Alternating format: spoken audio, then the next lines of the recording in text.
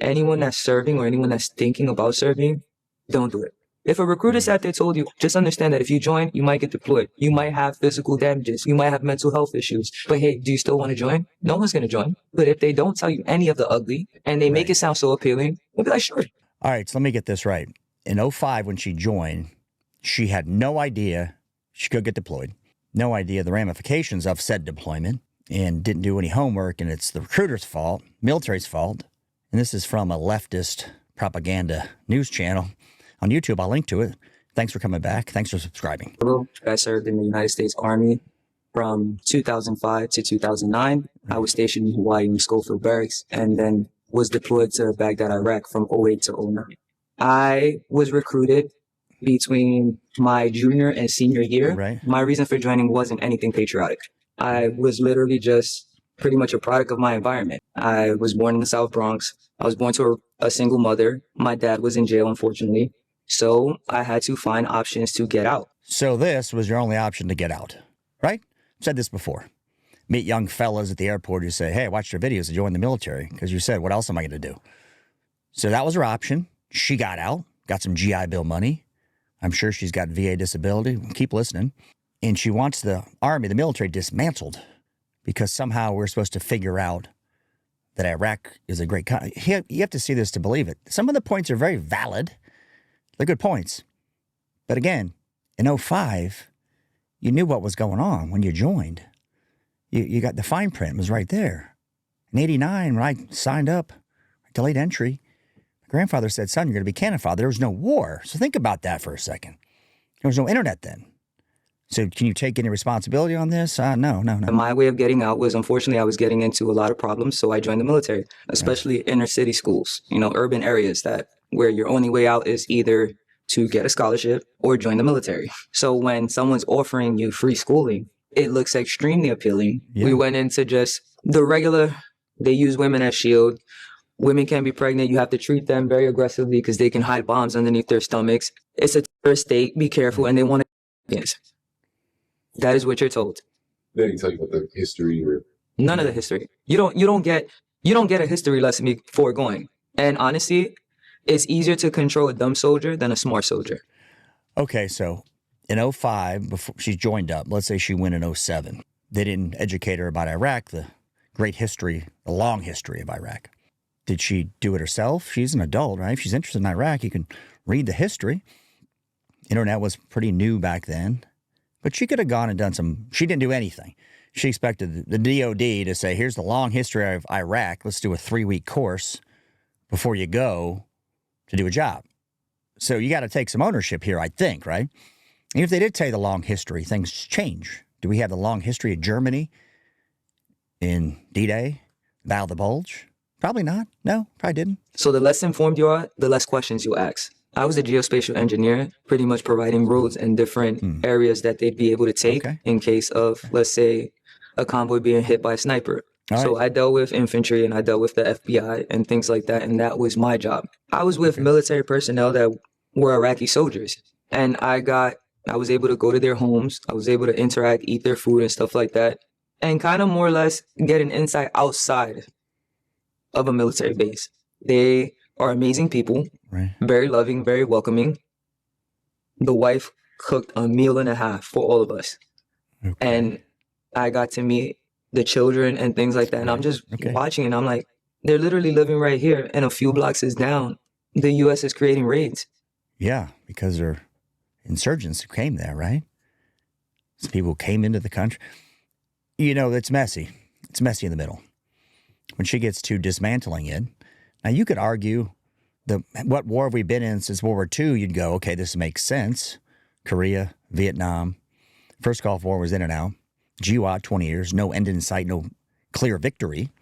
Does that mean you should dismantle the military? Does that mean most people's experience in the military is going to be so off-putting that it's the worst thing ever? And again, you signed up voluntarily, chose to do it. And she's very unhappy with it. I don't get the picture here. She was injured. She just didn't like it.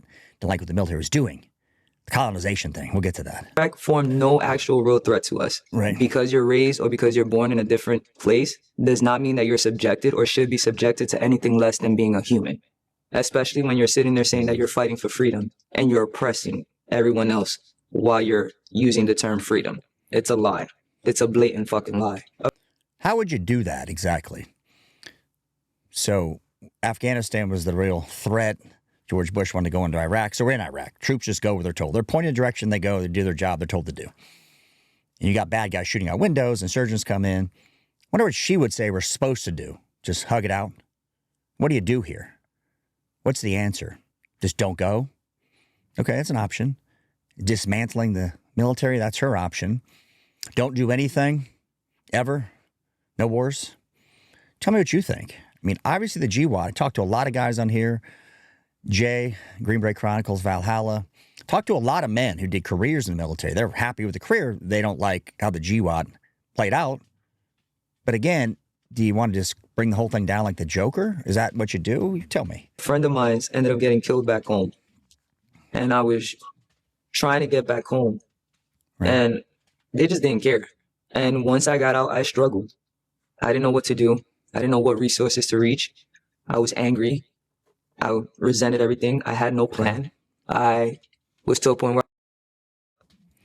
Well, that part's sad. That she wanted to unalive herself. I'm on YouTube. However, she had no plan going in, no plan coming out.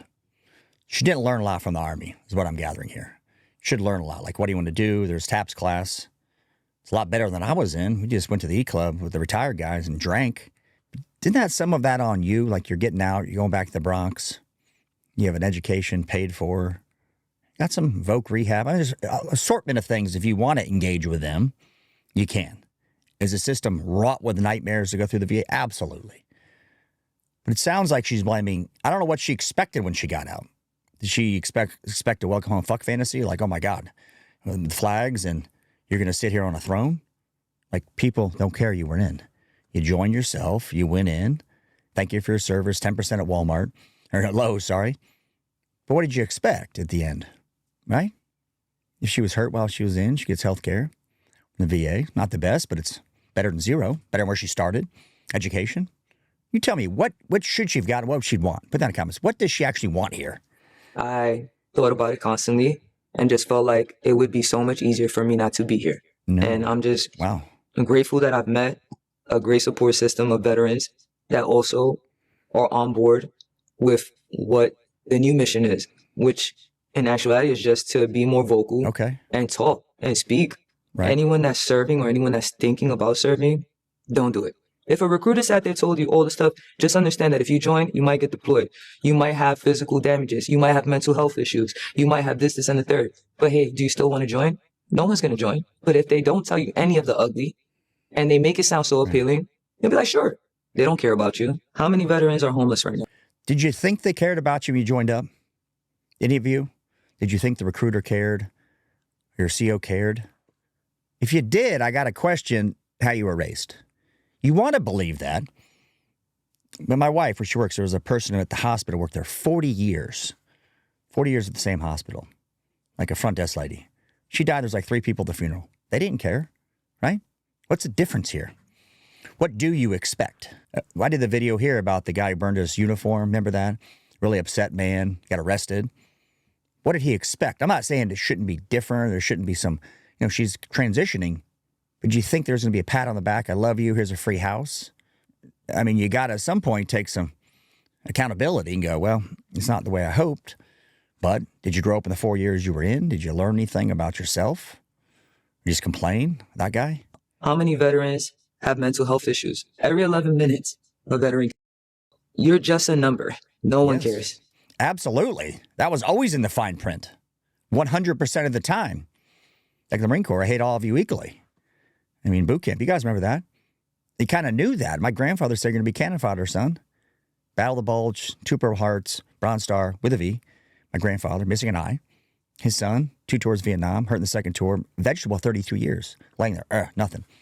It's pretty clear. It was a family history thing I did at whatever reason, right? I was poor. I didn't expect anything at the end.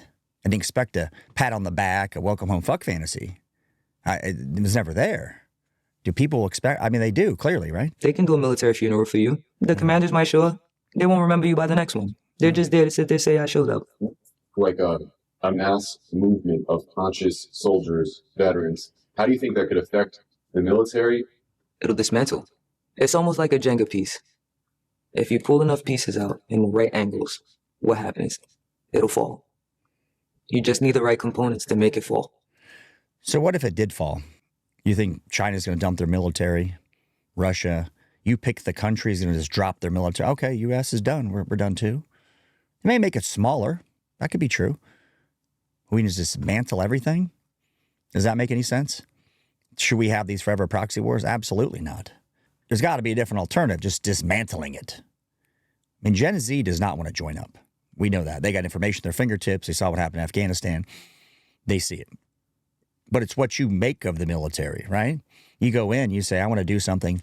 Maybe I want to grow up. I want to get some skill set, become a cybersecurity guy, test my mettle, something. But you can't just blame it all on the military, can you? I mean, she went in, she said with nothing. She said she came out with nothing, so she's at the same place. I don't believe she came out with nothing. She's on this leftist propaganda program here. I wish her well. I really feel bad she wants to unalive herself. However, dismantle the whole thing, that's the option. It's either, I didn't like my experience, the GWOT was a mess. Absolutely. How do we resolve it? They just dismantled the whole thing. Veterans chime in. We just dismantle everything. You want to support the program? Demonetized, of course. Patreon link below. It's a way to support me. I didn't do an ad on this one. I felt passionate about this. A lot of people feel this way.